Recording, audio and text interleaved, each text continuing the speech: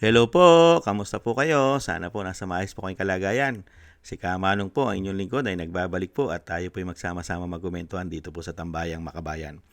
Komentuhan po natin, ito pong katatapos lang kanina po, kahapon na impeachment trial ng Vice President. At dito po na nalaman po natin at nakita natin at napakatagal na naman natin talagang alam na fishing expedition ang ginagawa nila sa Vice President. At mismo si Atty. Powa ang nagsabi sa mga pagmumukha nila. Ni kapirasong ebidensya ay wala pa silang matibay na hawak. Ni kapiraso. Mga kababayan, puro po imbento at fabricated. Hindi po ba? Puro po paninira lamang mga kababayan. Ito po, pakinggan po natin si Atty. Powa, mga kababayan. At komentuhan po natin siya. Pumalag si Naga City Mayor Lenny Robredo. Pagdating po doon sa sinasabi namin na lack of ultimate facts, ito po yung nagsimula pa lang doon sa Committee on Justice when the impeachment complaints were filed. Because the allegation, and I'll stick just with this, I believe, Article 2. Pagdating po kasi doon, there was an allegation of unexplained wealth. Pero wala pong nakasulat kung saan nila nakuha, ano yung basehan ng unexplained wealth na yon? Ano yung act na ginawa ng Vice Presidente? Kailan yon ginawa? At so sa amin, para masabi nilang nagkaroon ng unexplained wealth. Ang basic, if I may remember, was really just the fact na yung SALN niya ay lumaki from 2007 to 2025. Which sa aming palagay does not show any factual allegation whatsoever, except for the fact that it grew bigger over a span of 20 years. Pangalawa, wala rin pong naka-attach, which I mentioned in the oral arguments last week, na kahit anong ebidensya or kahit supporting document man lang, huwag na nating tawaging ebidensya, supporting document that will support any allegation whatsoever of unexplained wealth. And that is why, nabanggit ko rin, na after the allegations were made, and this is even more significant, after the respondent had filed her answer, na tinawag pa nga nilang non-answer, doon lang po naghanap ng mga ebidensya na sakaling makasuporta doon sa aligasyon na iyon. That's very important for us, because we had already filed our answer before AMLAC documents were suddenly produced with the issuance of subpoenas, before the BIR box were concerned, that we are concerning ourselves with was presented before the Committee on Justice. Nasa panahon na yun, tapos na po kami sumagot. In fact, when they were saying that it was a non-answer, to be very candid with everyone, we wanted to say because it was a non-complaint. Kasi walang ultimate facts na naka-allege for us to even answer. Now, before this honorable court, I do recall that in our answer, we also took pains to discuss the lack of ultimate facts and also what we feel were violations of due process before the Committee on Justice, or at least with the proceedings that were conducted before the Committee on Justice. And that is also why we have a pending motion for exclusion na ikinalakip namin dun sa answer, precisely because we were objecting to the fact that these pieces of evidence were produced after we had already filed our answer. Now, on the fishing expedition, I think on the fishing expedition, Your Honors, our main point is this. Even if we read the twin requests for subpoenas, ulit-ulit po, nakasulat po doon, because this may show context, because this may show, prove something.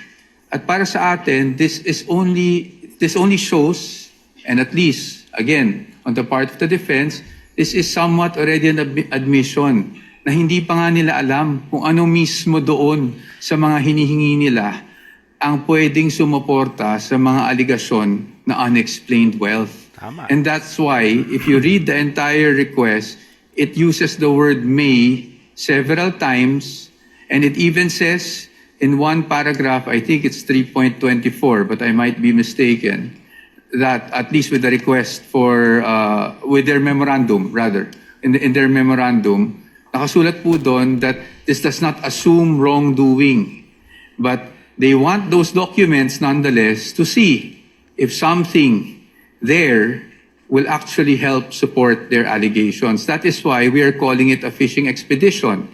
Dahil in Tagalog, para po maintindihan, sa aming pananaw, sa dami ng hinihing dokumento, para po itong nagtatapon po tayo sa dagat ng isang napakalaking lambat at umaasa tayo na kahit papano may mabingwit kahit isang pirasong ebidensya. Yan po Maraming mga kababayan. Ganyan po ang ginagawa po ng mga magnanakaw na politiko di umano sa ating bansa. Para lang po mapabagsak nila ang susunod na presidente ng bansa dahil mananagot po silang lahat sa ginawa po nilang malawakang korupsyon sa ating bansa. Hindi po ba? Kaya nga po, tamang-tama po lahat ng sinabi po ng legal counsel po sa pangunguna po ni Attorney Powa. Fishing expedition. Walang basihan. Ni kapirasong ebidensya. Kahit nga yung supporting documents, wala. Maghahanap pa lang. Kaya pilit nilang pinabubuksan. Ito pong AMLAC, ito pong BIR record ng mag-asawang BP Sara at ni Attorney Manscarpio. Ang kanya pong mga bank statement. Kaya gusto nilang pabuksan lahat. At doon pa lang sila maghahanap ng kanila pong sinasabi pong mga tagong yaman ng mag-asawa. Grabe, no? Wala pa silang ebidensya, mga kababayan, pabubuksan mo na. Kaya lang po, hindi naman po dyan nakatingin. Real talk. Mag-real talk po tayo. Dito po sa lahat, mga kababayan, na ginagawa po nilang fishing expedition, umpisa pa lang, dalawang beses nilang in-impeach yan. At napakaraming pera na po ng taong bayan ang ginugugol at inuubos po dyan sa fishing expedition para lang mapabagsak ang Vice President.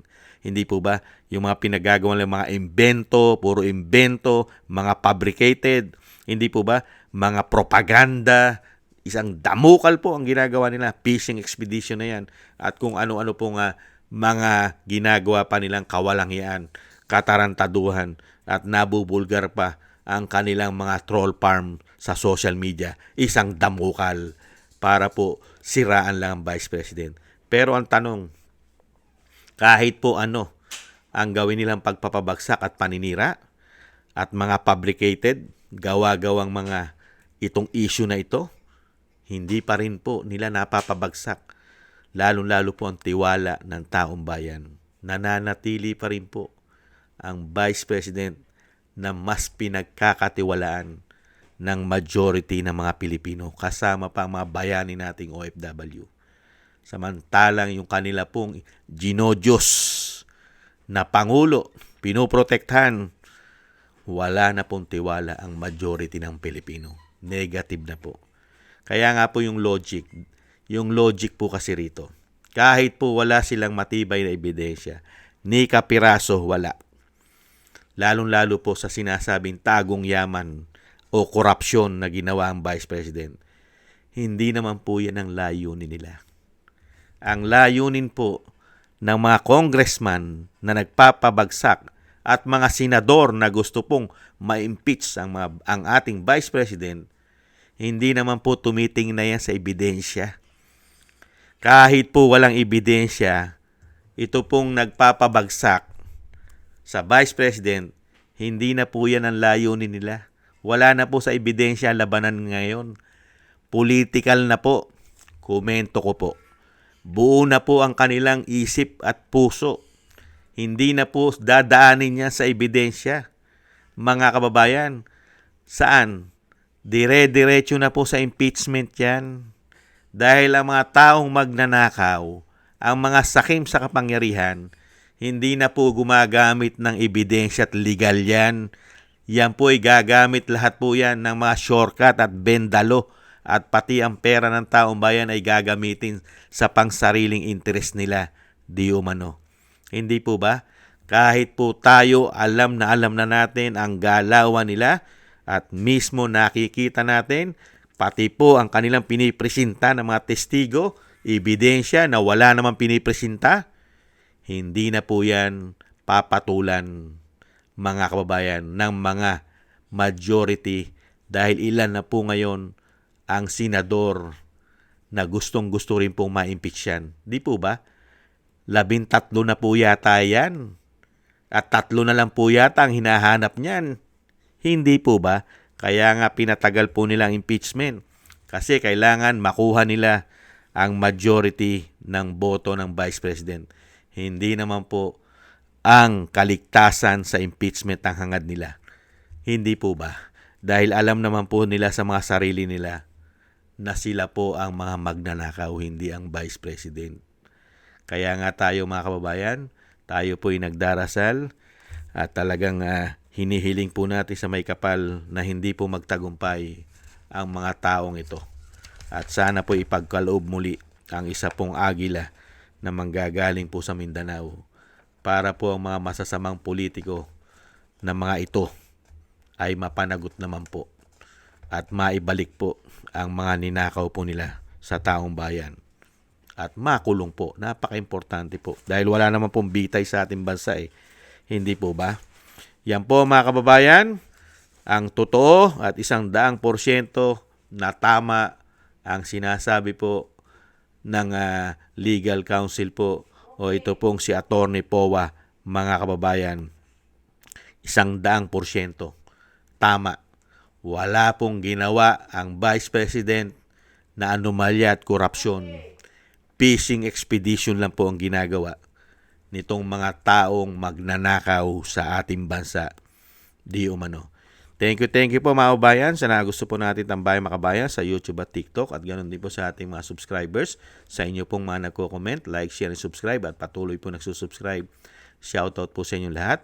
At thank you rin po sa mga nagbibigay po ng tulong at biyaya. Shoutout po kay Eric Hershaw from Canada, Jem Aris from United Arab Emirates, Baby Roman, Ate Isa from Cagayan Valley, Ani Jo, ako si Pilam, kay Mary Natividad Blinden from Netherlands, Tatay Nick from Toronto, Canada, Jesus Valdepena, Rolando Guerrero, Mila Yi, Felipe Shapno from Texas, USA, Ma'am LB Sermani from North Miami, Florida, USA, Mika Legaspi, Frank Zamora from California, USA, at Romulo Di Binagracia from Bacolod City. Maraming salamat po sa inyong lahat. At thank you po. At ingat-ingat po kayo sa inyo pong mga paggawa. God bless po sa inyong lahat. At muli po, ingat-ingat po tayo. Tiis-tiis lang po. Bye-bye.